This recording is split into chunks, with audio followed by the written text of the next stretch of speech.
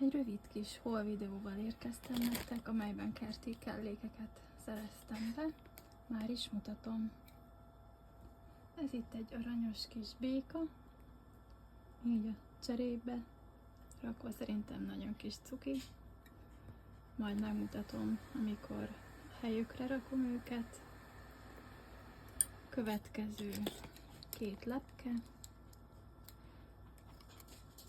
Ők amúgy a teddyből vannak, a béka pedig kikből. Újabb két lepke. Ezek már műanyagból, illetve fémből, szintén két lepke, kikkesek. Teddyben még találtam ilyen kis gombákat, amiket majd a kertbe fogok tenni. Meg fognak mutatni. Virágoknak szereztem ilyen kis akasztókát.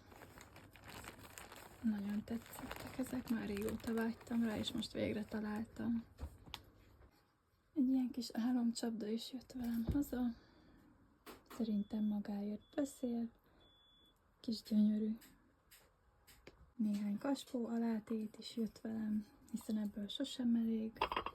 Illetve találtam valami érdekességet, ilyen nedves törlőkendőt a növények leveleinek. Kíváncsi leszek rá. Akkóban találtam ezt a gyönyörűséges kis tálcát. Még nem tudom, mire fogom használni, de nem hagyhattam ott.